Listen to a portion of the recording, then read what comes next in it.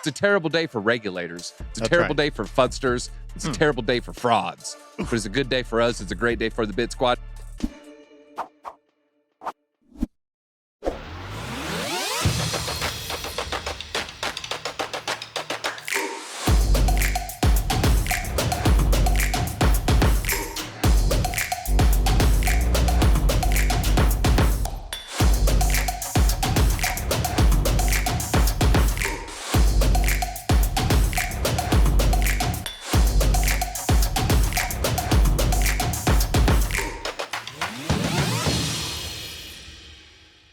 Now, the graph is one of the ones I was looking at, maybe accumulating during the bear market. I didn't. I didn't accumulate any. I think I have like some dust Really? on Coinbase. I don't even know what it's worth. I picked some up yesterday. I went in. Well, 2 days ago. I went in on graph.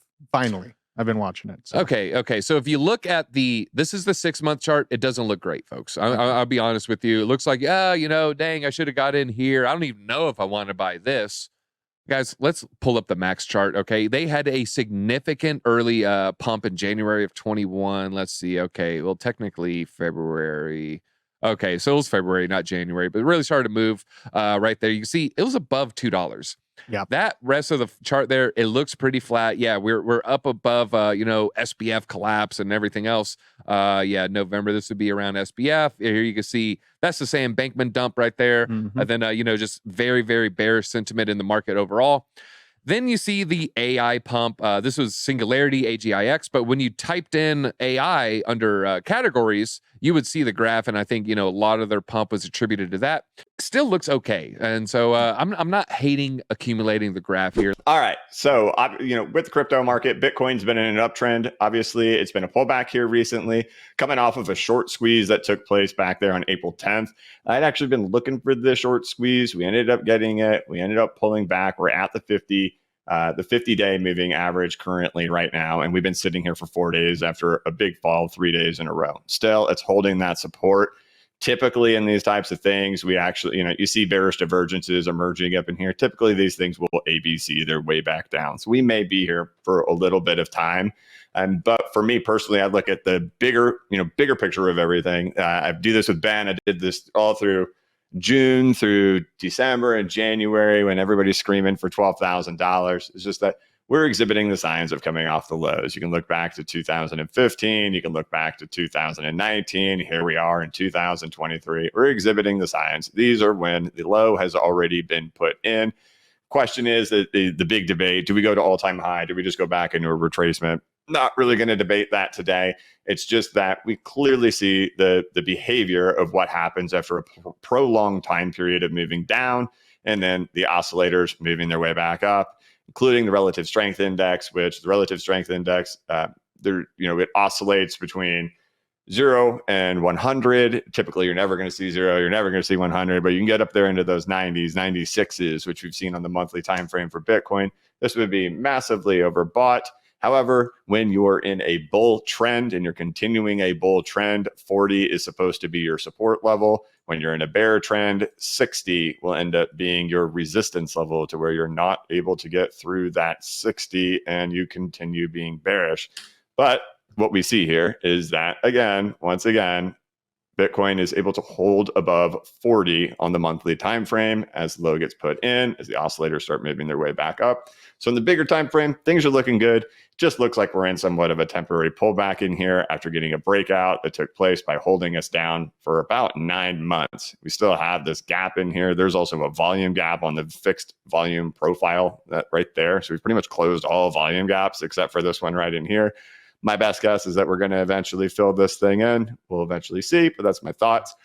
As for XRP, we've been watching this as well. If you look back at XRP over the course of the last 10 years, I guess we could say at this point now for XRP. Oh, that sounds weird. Is that it does. Yeah.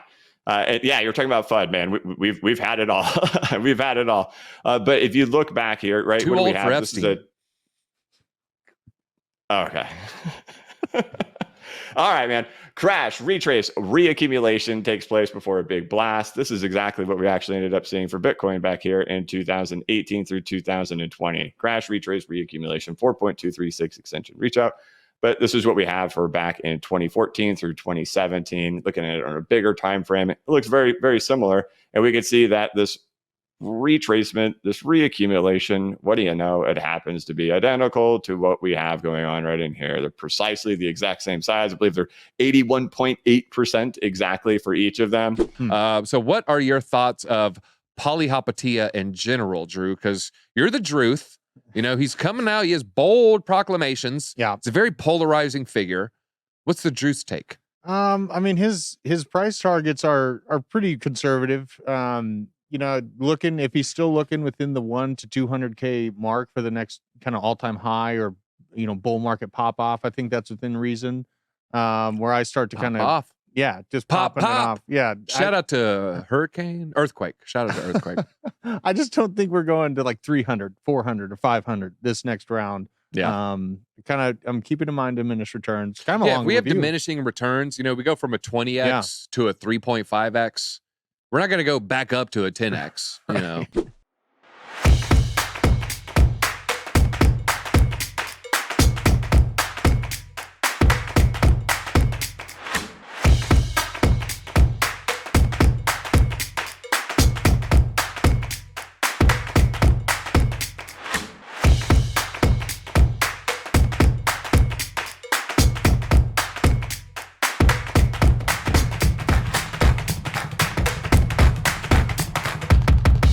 Coinbase files court action to compel the SEC's response to a rule-making petition.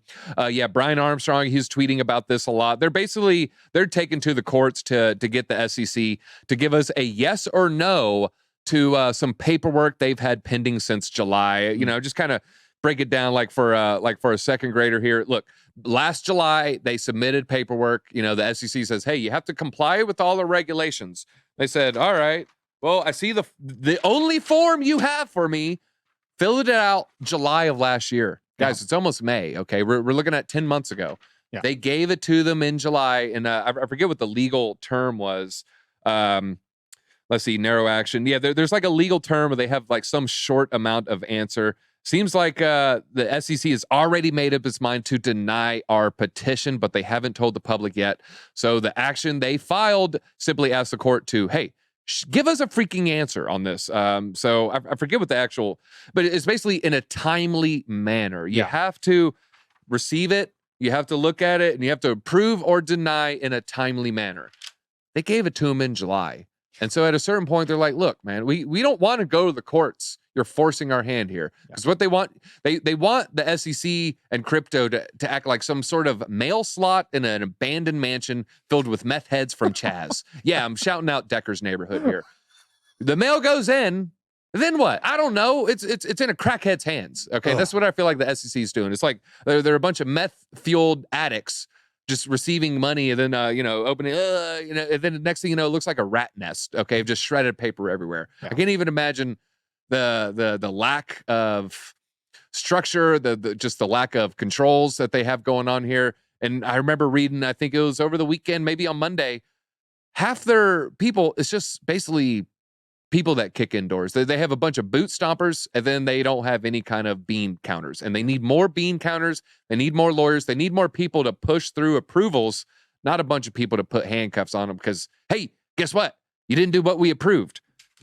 Well, I filled this out in July and I gave it to you. What do you want from me? Right. Okay. And that's the position that Coinbase is in. And it's really not fair. And I'm glad that they're filing suit because look, we'll take it to the courts. XRP, it remains to be seen. This could be a great strategy. We're hoping that it's a great strategy. And I think Coinbase, I think they probably have some pretty smart people. They sold a lot of stock. They have a big war chest. They probably got a pretty big law firm. Brian Armstrong, he is a pretty smart guy and pretty strong arms too. I heard he's pretty good with curling. This is the weirdest animal I've maybe ever seen. I do like just the regular things of the internet. Is that Gary Gensler? No, he's got longer hair on the side. That's an amazing haircut. That is a weird looking creature. Very odd. So just a nice little lighthearted piece of look at the eye contact there. It's creeping me out. Tucker Carlson was fired. Their stock went down. Don Lemon was fired. Their stock went up. So investors in CNN, they seem quite happy that they got rid of this guy. Investors in Fox News Corp, they don't seem as happy. 10-year anniversary of Satoshi Nakamoto's final message. It was him messaging me his seed phrase for his Bitcoin wallet with 1.1 Just a million. quick interjection is 11 years. This was written last year or 2 years ago. So 12 years. Oh, yeah.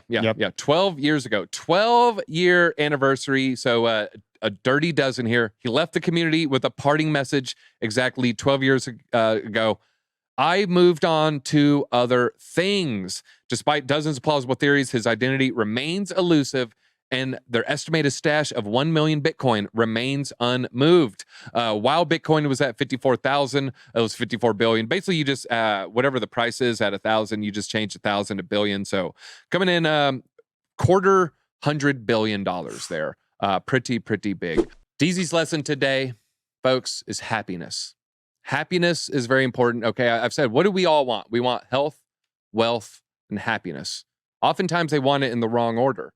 They want their wealth, then they want their health, then they want their happiness. You need to want your happiness first. Happiness can lead to health, because you're in a better position to be healthy. And then you're healthy and you're happy, then you're in a much better position to be wealthy. You don't want to be wealthy and miserable. You'd rather actually be poor and happy. That's my opinion there. So happiness is going to be the key term for today. What is happiness? A lot of people, it's one of those words that might have 50 different meanings, but a lot of people, it's desire. And desire is a contract to be unhappy until you get the thing that you want. Mm-hmm. And so you got to be careful with your desires, folks. I desire a large crypto bag, desire a happy life with Kat. It's okay to desire a few things, but don't desire 50 things. Oh, I need to have a new vehicle. I got to have that Starbucks every morning. I got to have this. I got to have the new shades. I got to have the new Jordans. I got to do this. Because you're going to end up with this giant bathtub of desires where you can't even make anything out. It's just it's a pool of Orbeez. And then you'll find, oh, I reached in and I got 7 Orbeez in my hand.